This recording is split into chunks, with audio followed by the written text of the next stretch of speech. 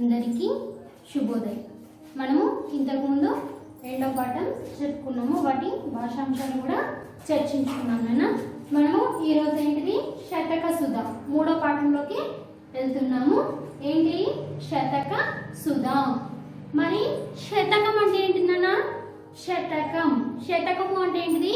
100 పద్యాలు 100కు పైగా అంటే 100కు పైగా ఉండే వాటిని ఏమంటారు? శతకం అని అంటారు. సుధ అంటే ఏంటిది? మంచి. సుధ అంటే ఏంటిది? మంచి మాటలు. సుధ అంటే ఏంటిది? మంచి మాటలు. చూడండి, మనకు ఇక్కడ ఒక బొమ్మ ఇచ్చారు. బొమ్మని చూడండి, ఆలోచించండి, మాట్లాడండి అని ఉన్నది. ఇందులో ఏంటిది? ఎన్నో పేజీ? 20. చూడండి, ఈ బొమ్మలో పై బొమ్మలో ఎవరెవరు ఉన్నారు, ఏం చేస్తున్నారు? మరి ఈ బొమ్మలో ఎవరెవరు ఉన్నారు, ఏం చేస్తున్నారు? ఇక్కడ ఏంటిది? ఒక ఋషి ఉన్నాడు. ఋషి అంటే గురువు. ఏంటిది? గురువు ఉన్నాడు. ఇక్కడ వీళ్ళెవరు? శిష్యులు ఉన్నారు. గురువు మరియు శిష్యులు ఉన్నారు. శిష్యులు ఏమి అడిగి ఉండవచ్చు? మరి శిష్యులు మరి దేని గురించి అడిగి ఉండవచ్చు? ఇక్కడ మనకు శతక సుధ ఉంది కదా, మరి శతకము అంటే ఏమిటి అని అడిగి ఉండవచ్చు.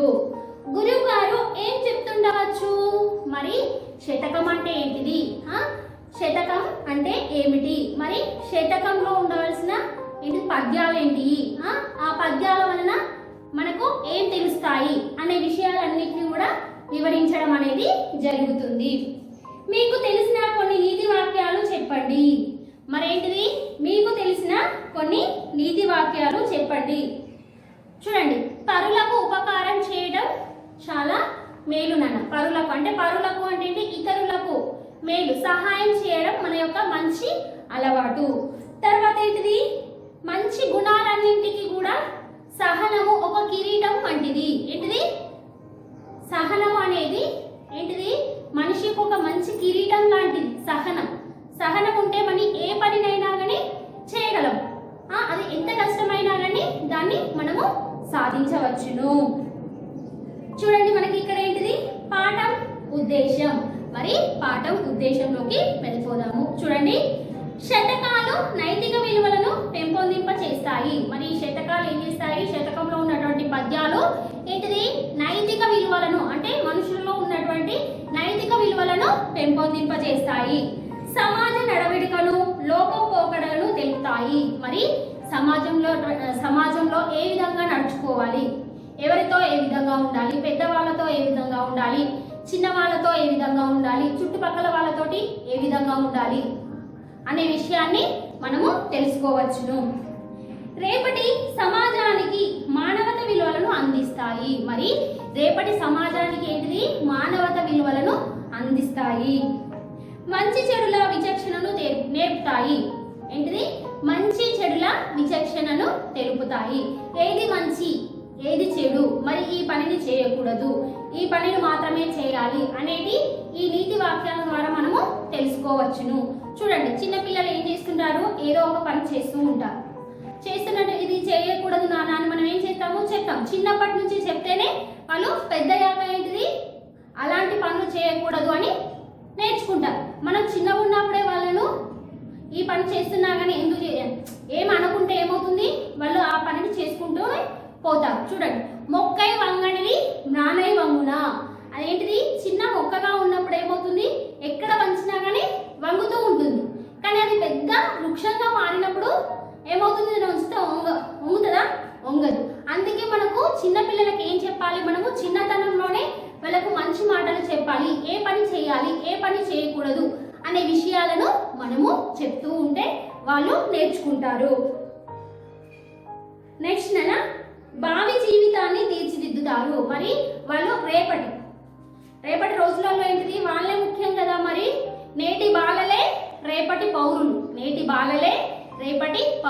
కాబట్టి ఏంటిది? వాళ్ళకు మనం మంచి విషయాలను బోధిస్తూ ఉండాలి. శతక పద్యాలలోని నైతిక విలువలను తెలుపుతూ విద్యార్థులను మంచి పౌరులుగా తీర్చిదిద్దడమే ఈ పాఠం ఉద్దేశం. చూడండి నాన్న, ఏంటిది? ఈ శతక పద్యాలు ఏమవుతాయి? మనకి శతక పద్యాలు ఏం చెప్తాయి? నైతిక విలువలను పెంపొందింపజేస్తాయి.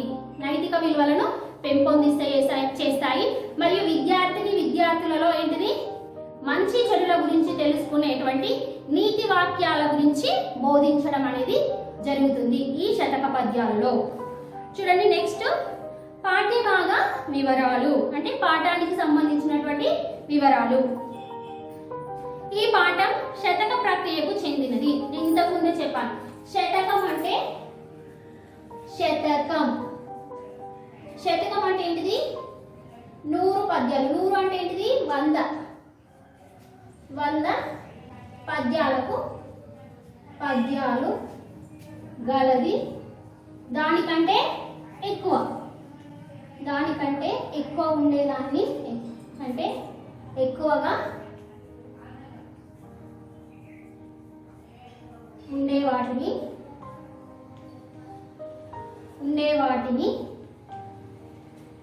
శతకం అంటారు. ఏంటిది? శతకం అంటారు. చూడండి నాన్న, 100 పద్యాలు అంటే 100 పద్యాలు గలది. దానికంటే ఎక్కువ ఉండే వాటిని శతకం అని అంటారు. తర్వాత సాధారణంగా శతక పద్యానికి మకుటం ఉంటుంది. ఈ శతక పద్యాలకు ప్రతి పద్యానికి కూడా మకుటం ఉంటుంది. ఏముంటుంది? మకుటం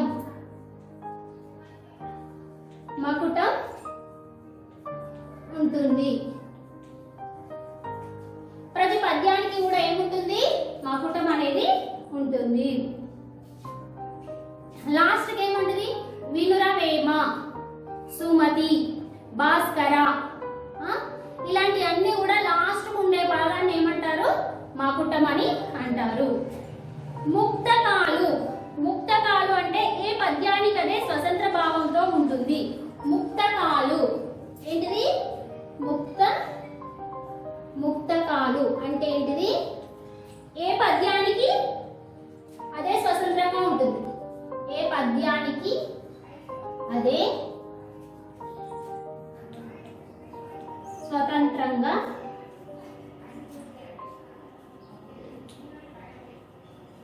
ఉంటుంది. చూడండి నన్ను, ముక్తకాలు అంటే పద్యానికి అదే స్వతంత్రంగా ఉంటుంది. అంటే ఒక పద్యానికి భావం ఉంటుంది. ఆ భావం చూడండి, ఒక్కొక్కసారి మనకు 2-3 పద్యాలకు సంబంధించిన భావాలు కూడా ఒకటిగా ఉంటాయి. కానీ ఏంటిది? ఇది మాత్రం ఒక పద్యానికి సంబంధించిన భావం దానికి మాత్రమే అదే అర్థాన్ని ఇస్తుందనేది ఉంటుంది అన్నట్టు.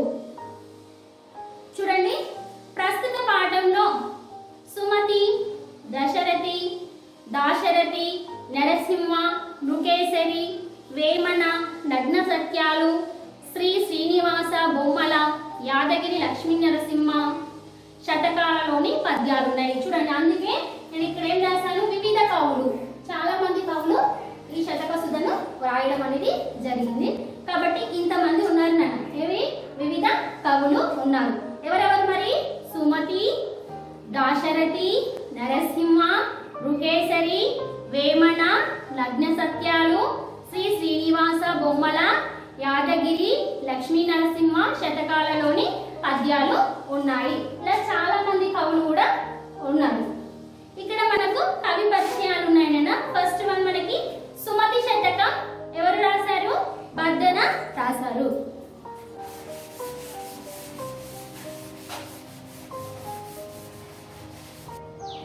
సుమతి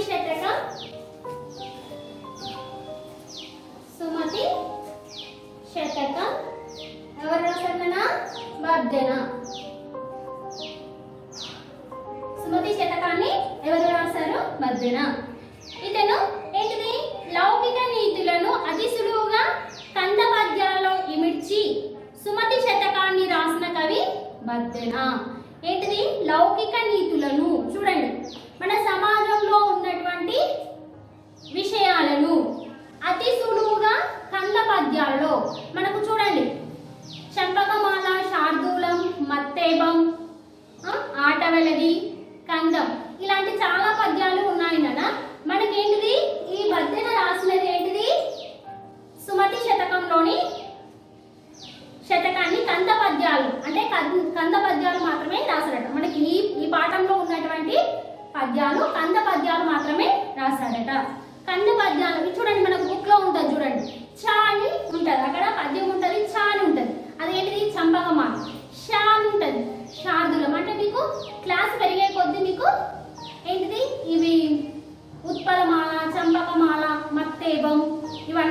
వస్తూ ఉంటాయి. అప్పుడు వచ్చినప్పుడు నేను ఏం చేస్తాను, వివరిస్తాను. ఇప్పుడు మాత్రం అవి మాత్రం గుర్తుపెట్టుకోండి. ఆ అంటే ఆట వెలది, క అంటే కందం. చూడండి, వేములవాడ చాళుక్య రాజు భద్రభూపాలుడే బద్దెన అని చరిత్రకారుల అభిప్రాయం. మరి వేములవాడ చాళుక్య రాజు భద్రభూపాలుడే బద్దెన అని చరిత్రకారుల యొక్క అభిప్రాయం. అంటే వేములవాడ మనకు తెలుసు కదా, ఇక్కడనే ఉన్నది. వేములవాడలో రాజరాజేశ్వర స్వామి ఉన్నాడు కదా, రాజరాజేశ్వరి ఉన్నది. కాబట్టి అక్కడ ఆ వేములవాడను పరిపాలించిన చాళుక్య రాజు భద్రభూపాలుడనే అతనే బద్దెనగా అన్నాడని చరిత్రకారులు చెప్తూ ఉన్నారట. ఈయన సుమతి శతకంతో పాటు నీతి శాస్త్ర ముక్తావళి అనే గ్రంథాన్ని రాశాడు. దీనితో పాటు ఏంటిది, నీతి శాస్త్ర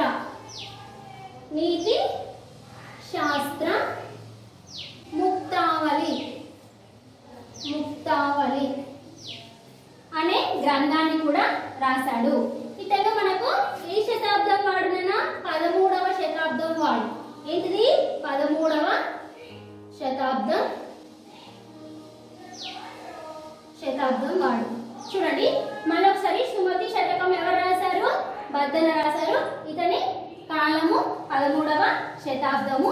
ఇతను ఏం చేశాడు, కంద పద్యాలను అతి సులువుగా అందరికీ అర్థమయ్యే విధంగా వివరించడం అనేది జరిగింది. నెక్స్ట్ వన్ దాశరథి శతకం.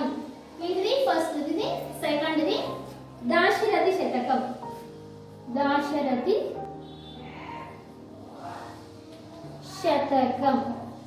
దాశరథి శతకం. కంచల్ర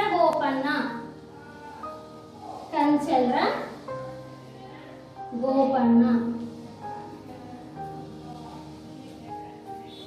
ఎవరు, దాశరథి శతకం ఎవరు రాశారు, కంచల్ర గోపన్న రాయడం జరిగింది. చూడండి, రామదాసుగా పేరు పొందిన కంచల్ర గోపన్న దాశరథి కరుణోపయోనిధి. ఏంటిది, లాస్ట్ మకుటం నాన్న, ఇది దాశరథి కరుణోపయోనిధి అన్న మకుటంతో శతకాన్ని రాసి భద్రాచల శ్రీరామచంద్రునికి అంకితం ఇచ్చాడు. మరి ఏం చేశాడు ఇతడు, ఆ మకుటంతో రాసి భద్రాచల శ్రీరామచంద్రునికి అంకితము ఇచ్చాడు. ఖమ్మం జిల్లా నేలకొండపల్లికి చెందిన ఈయన కీర్తనలు ఇప్పటికీ తెలుగువారి నాల్కలపై నాట్యమాడుతూనే ఉన్నాయి. ఏంటిది, ఇతను రాశాడు. ఇతను రాసిన పద్యాలన్నింటినీ కూడా ఎవరికి అంకితం చేశాడు, భద్రాచల శ్రీరామచంద్రుడికి అంకితం చేయడం జరిగింది. ఇతను ఖమ్మం జిల్లా నేలకొండపల్లికి చెందిన ఈయన కీర్తనలు ఇప్పటికీ తెలుగువారి నాల్కలపై నాట్యమాడుతూనే ఉంటాయి. ఇది రామదాసు గురించి. మనకి చూడండి, మనకు సినిమాలో కూడా చాలా పాటలు ఉన్నాయి. అవి చాలా అతి సులువుగా ఉంటాయి. మరి కీర్తనలు భక్తికి సంబంధించినటువంటి పాటలు మనం రోజు వింటున్నాడు. గుళ్ళల్లో కూడా ఏం చేస్తుంటారు, పాటలు పెడుతూ ఉంటారు. అలాంటి కీర్తనలు అందరూ కూడా పాడే విధంగా ఉన్నాయి. ఇతను ఎన్నో శతాబ్దానికి చెందినవాడు, 17వ శతాబ్దానికి చెందినవాడు.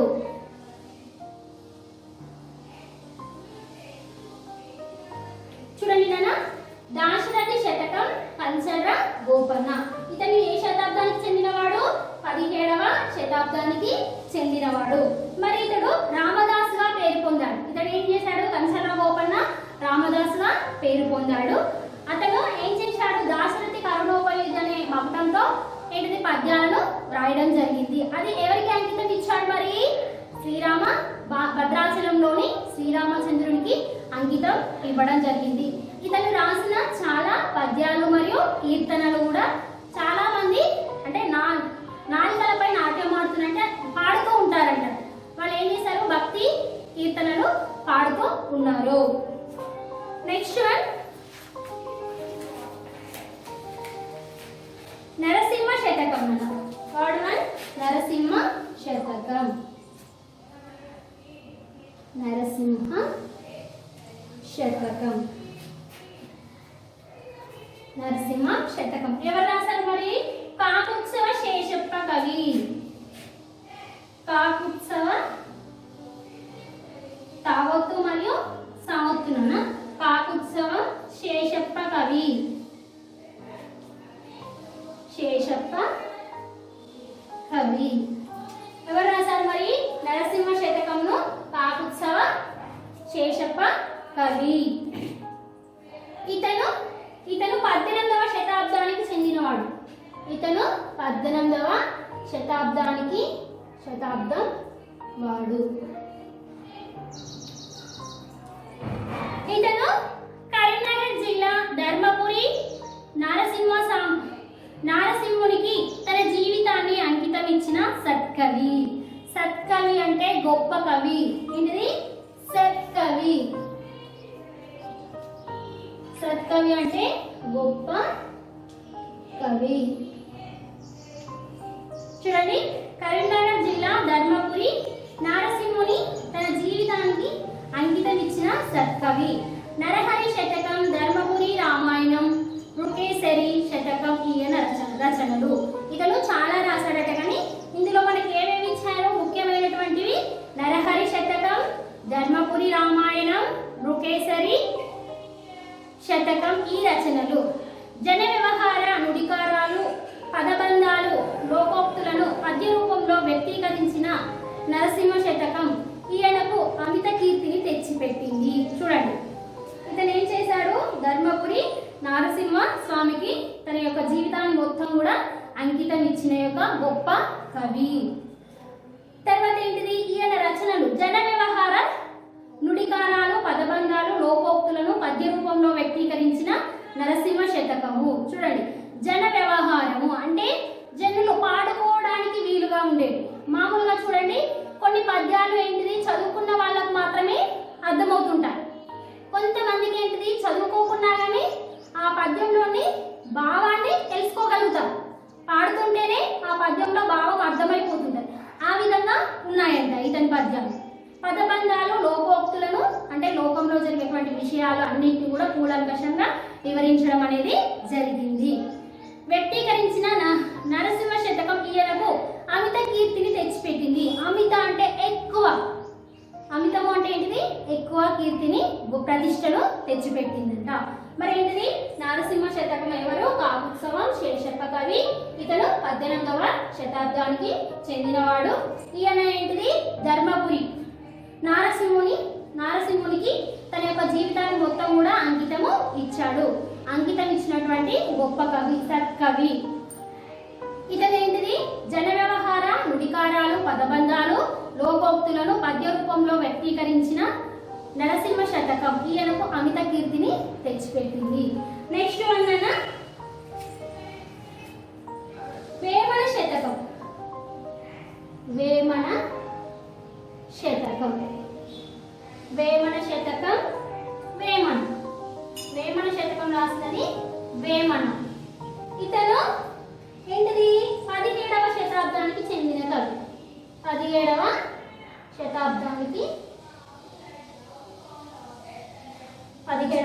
శతాబ్దానికి చెందిన కవి. చూడండి, వేమన పద్యం రాని తెలుగు వాళ్ళు ఉండరు. చూడండి, చిన్నపిల్లల నుంచి పెద్దవాళ్ళ వరకు అసలు వేమన పద్యాలు రాని వాళ్ళు ఎవరు కూడా ఉండరు.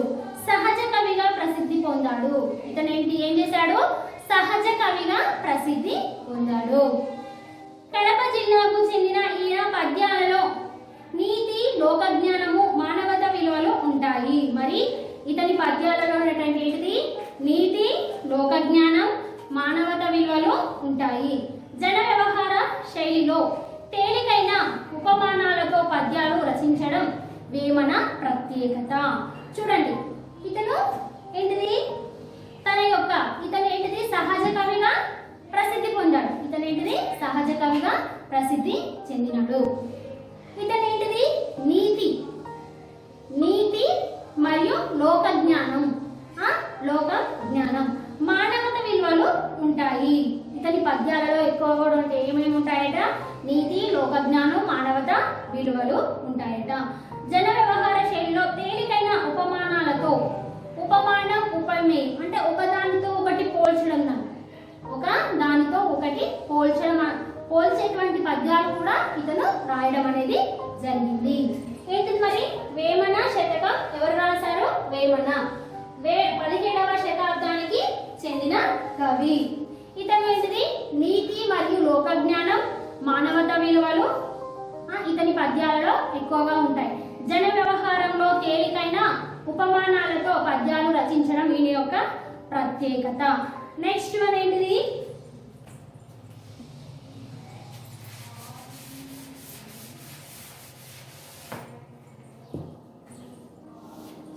నెక్స్ట్ వన్ నగ్న సత్యాలు. నగ్న సత్యాలు శతకం. ఏంటిది నగ్న సత్యాలు శతకం. ఎవరు రాశారు? రావికంటి రామయ్య గుప్తా. రావికంటి రామయ్య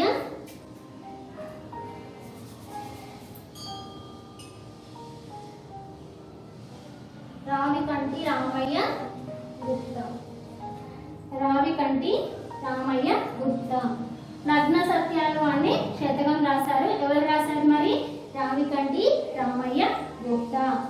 ఇతని ఏంటిది ఇతని యొక్క జననం ఇచ్చారన 17/6/1936 నుండి 30/3/2009 ఇతని యొక్క మరణం. కవిరత్న ఈయన బిరుదు.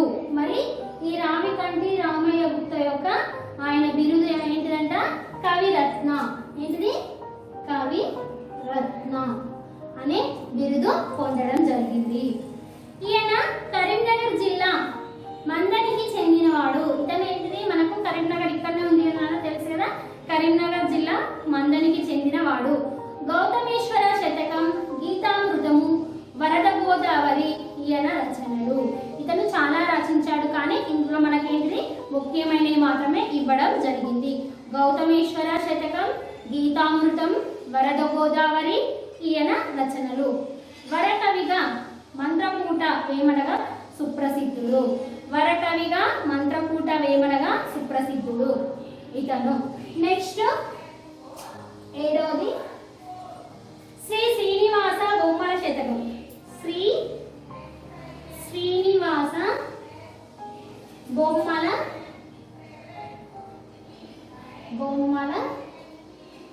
శతకం. శ్రీ శ్రీనివాస బొమ్మల శతకం. డాక్టర్ ఆడెపు చంద్రమౌళి.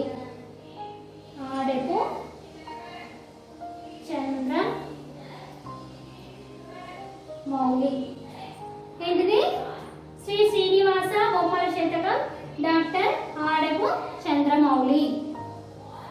వరంగల్ జిల్లాకు చెందిన ఈయన బిరుదు కవి శశాంక. ఇతనికి కూడా ఒక బిరుదు ఇచ్చారంట. ఏంటిది మరి? ఇతని బిరుదు కవి శశాంక. ఏంటిది? కవి శశాంక. వేములవాడ రాజరాజేశ్వర శతకం, రామాయణ రమణీయం రచించాడు. సరళమైన భాషలో అందరికీ అర్థమయ్యే శైలిలో పద్యాలు రాయడం వీరి ప్రత్యేకత. చూడండి ఏంటిది? ఇతను వేములవాడ రాజరాజేశ్వర శతకం మరియు రామాయణ రమణీయం అనే పద్య కావ్యము రచించాడట. తర్వాత ఏంటిది? సరళమైన భాషలో అందరికీ అర్థమయ్యే శైలిలో. ఇంతకు ముందే చెప్పాను. ఏంటిది? అందరికీ అర్థం అంటే చదువుకున్న వాళ్ళకు మరియు చదువుకోలేని వాళ్ళకు కూడా అర్థమయ్యే విధంగా ఇతను పద్య కావ్యాలను రాయడం అనేది జరిగింది. నెక్స్ట్ వన్ శ్రీ యాదగిరి లక్ష్మీ నృసింహ శతకం. శ్రీ యాదగిరి లక్ష్మీ నృసింహ శతకం. లక్ష్మీ శ్రీ యాదగిరి లక్ష్మీ నృసింహ శతకం. శ్రీ దూపాటి సంపత్ కుమారాచార్య. ఎవరు మరి ఇతను? శ్రీ దూపాటి సంపత్ కుమారాచార్య. ఏంటిది? చూడండి అన్న. శ్రీ యాదగిరి లక్ష్మీ నృసింహ శతకం ఎవరు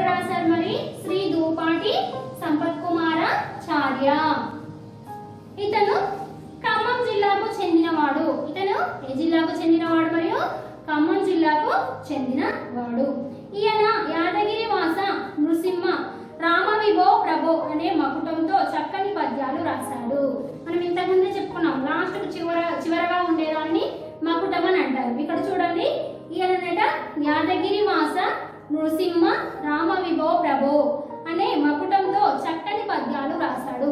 ఇలాంటి మకుటంతో చాలా మంచి పద్యాలను కూడా రాశాడట. ఇవన్నీ భక్తితో పాటు నైతిక విలువలను పెంపొందింప చేస్తాయి. మరి ఇవన్నీ పద్యాలు కూడా ఏంటిది, భక్తితో పాటు నైతిక విలువలను, అంటే భక్తి మనకు భక్తిని ప్రబోధించే విధంగా ప్లస్ నైతిక విలువలను